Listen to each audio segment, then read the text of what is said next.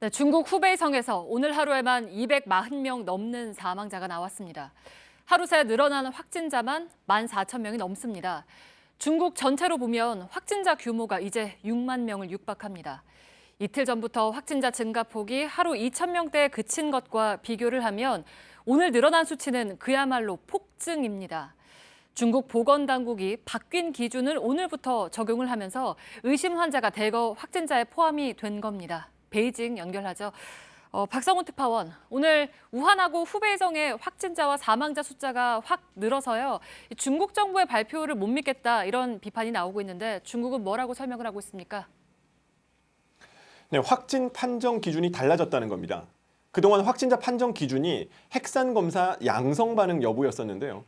검사에서 음성이 나오고도 감염자로 확인되는 경우가 많자 흉부CT에서 폐가 붓거나 발열이 심한 임상 환자까지 포함하는 걸로 바꾼 겁니다. 직접 들어보시죠.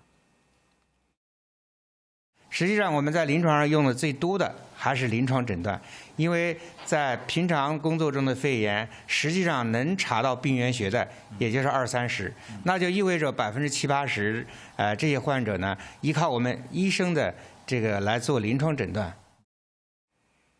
네, 또 사망자도 2배나 늘었잖아요. 이것도 비슷한 이유입니까? 네, 같은 맥락입니다. 확진 판정을 받지 않았지만 증세가 있었던 임상 환자들이 사망한 것을 통계에 포함시킨 겁니다. 중국 정부는 이미 지난 8일 이 같은 변경 기준을 발표했고 오늘 적용되면서 갑자기 숫자가 늘어났다고 설명하고 있습니다. 네, 근데 반대로 생각을 하면 지금까지 의심 환자 가운데 상당수가 실제 감염자였다 이런 얘기도 되는 거잖아요. 네, 중국 정부의 감염자 수 축소 의혹이 제기되는 대목입니다. 의료 현장에서 실제 임상 환자가 감염자와 같았음에도 이를 의심 환자로 분류했고 그로 인해 감염자 수와 사망자 수 모두 실제보다 훨씬 적게 잡혔기 때문입니다. 해외에선 끊임없이 환자가 더 많을 거란 관측이 나왔는데 그게 사실로 드러난 셈입니다. 불과 어제 시진핑 주석이 중대한 전환점을 맞았다. 성과가 나고 있다고 말했는데 하루 만에 뒤집힌 겁니다. 중국 정부는 오늘 후베이성 성장인 당서기까지 해임했습니다. 네, 그리고 마지막으로 우한 시민들의 소셜미디어를 박 기자가 취재를 했더니 정보를 통제했다거나 하는 여러 문제가 좀 보였다고요? 우한 상황이 알려진 것과 많이 달랐습니다. 중국 소셜미디어에서조차 우한 시민들의 울분이 담긴 글들이 속속 올라오고 있었는데요. 이런 글을 발견하고 취재하던 중 검열 때문인지 삭제되는 일까지 목격할 수 있었습니다. 리포트로 준비했습니다. 우한에 사는 장모 씨가 중국 웨이보에 올린 글입니다. 부모님이 위중하니 구해달라는 내용입니다. 주소와 연락처까지 올렸습니다. 취재진이 연락하자 그는 사흘 전부터 두 분이 고열과 호흡곤란에 시달리는데 병원에 아무리 연락해도 소용이 없다고 말했습니다. 병원에선 아프면 자가격리하고 스스로 치료하라고 한다며 지금 우한 상황이 이렇다고 분통을 터뜨렸습니다. 그리고 반나절 뒤 그가 웨이보에 올린 이 글은 삭제됐습니다. 그는 왜 삭제됐는지는 모르겠다고 말했습니다. 중국 정부가 우한 상황이 밖으로 드러나는 글들을 검열하고 있는 걸로 추정됩니다.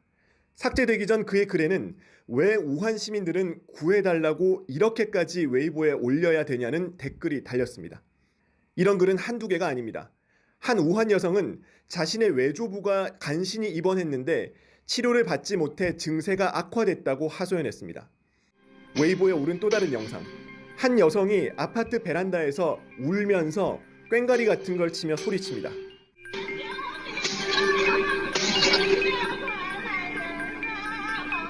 이 여성은 어머니가 코로나19에 감염됐는데 병원에서 구하러 오지 않자 이런 행동까지 한 겁니다. 중국 정부는 전역의 의료진이 우한에 투입되고 구호 작업이 진행되고 있다고 말합니다.